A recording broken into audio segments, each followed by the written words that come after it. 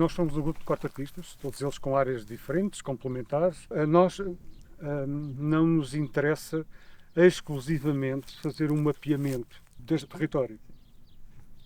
O que nos interessa é o lado também metafórico. Nós somos artistas. O que comanda o nosso trabalho é, de facto, a criação artística, sem que exista qualquer menospreço por todas as outras áreas. Pelo contrário, nós convocamos, transformamos e fazemos qualquer coisa com isso.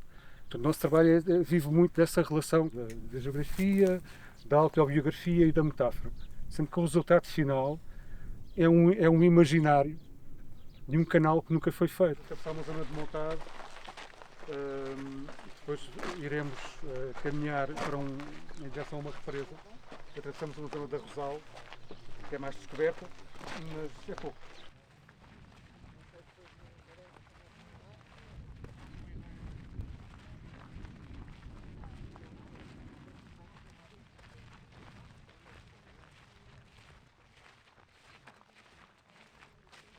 Portanto, o Museu da Paisagem é um projeto que é um museu com sede digital e o objetivo desde o início era contribuir para a formação de uma cidadania paisagística e fazermos curadoria de projetos artísticos, sempre com uma ligação à paisagem, à arquitetura.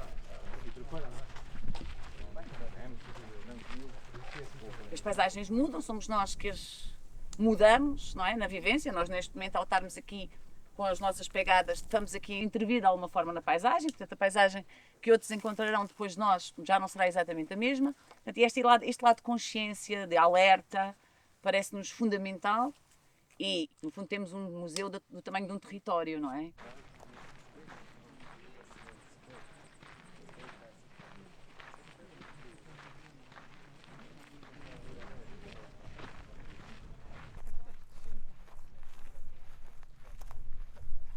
O canal confunde-se com a história de Rio Frio porque ele começa a ser planeado a seguir às invasões francesas, em 1811, como um canal que basicamente tinha uma função militar. Nem sequer tinha eclusas, funcionava com base apenas nas marés. Basicamente, eles escavavam o canal abaixo da linha mínima de maré, com o intuito também de secar os pântanos e os poluís aqui à volta, que era um problema. Esta zona aqui, no final do século XIX, tinha uma densidade populacional muito baixa.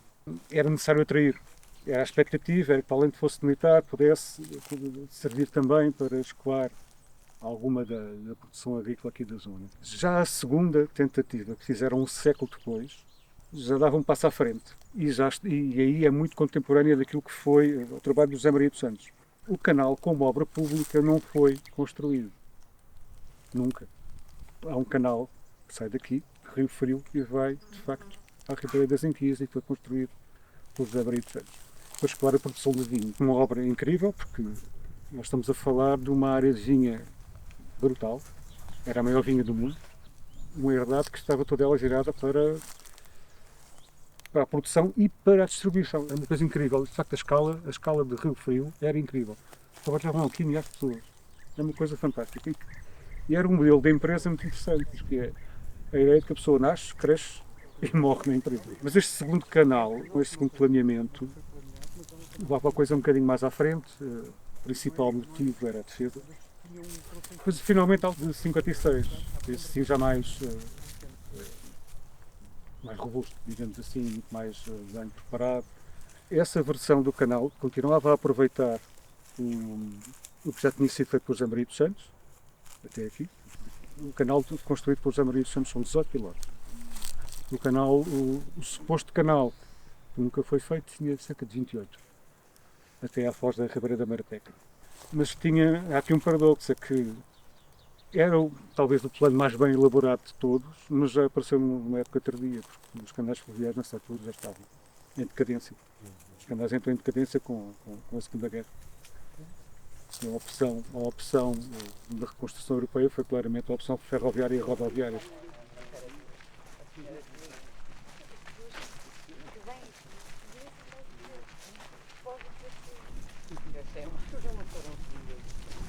Não, é agora é no dia em que ela faz os 100 anos.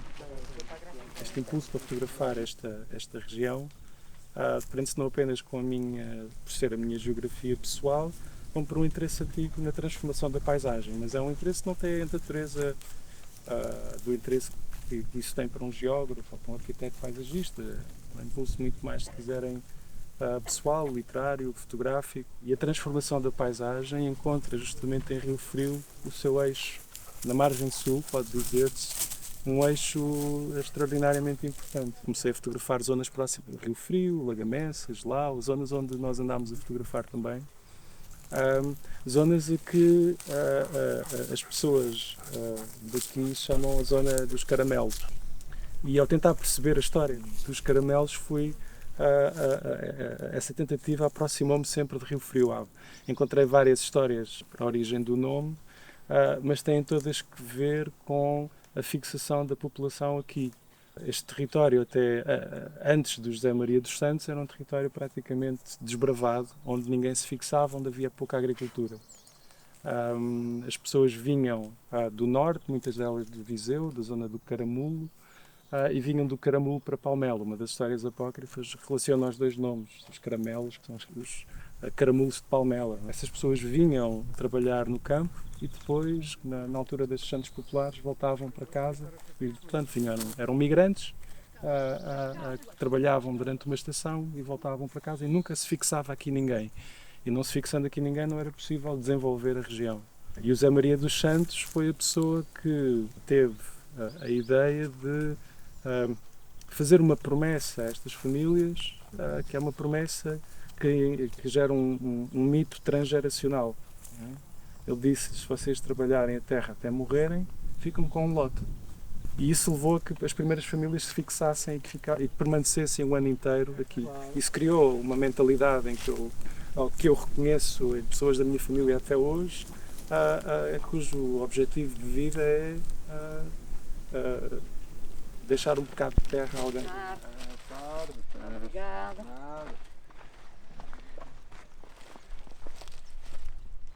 À vossa direita, quando entramos na redação, existe um bairro. É o bairro Beirão, onde as pessoas que vinham das beiras se fixavam. E ainda existe uma senhora lá, a Dona Nini, que veio para cá há 74 anos. E descreveu-nos uma situação de vida que era perfeitamente feudal, quase escravatura. Havia o forno do pão para os ricos e o forno do pão para os pobres, com farinha diferente.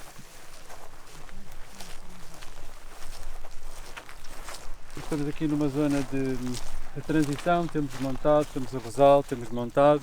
Aqui começamos a pensar num imaginário, neste canal, se tivesse sido construído, perceber qual seria a dinâmica desta paisagem, ou se esta herdade, ou como é que seria esta herdade se houvesse, ou se tivesse sido construído este canal. E também há outra situação curiosa, é que, olhando aqui para a Península de Setúbal, esta é a segunda maior mancha verde, para além da Serra da Rábida, que atualmente existe num território que tem muitas tensões. Tem tensões de ordenamento, tem tensões de desordenamento, mas no fundo o que me parece ser aqui também um grande desafio é trabalhar também aqui o imaginário, o nosso imaginário, e perceber como é que seria atualmente esta paisagem e, no fundo, tentar perceber como é que isto poderia desenvolver.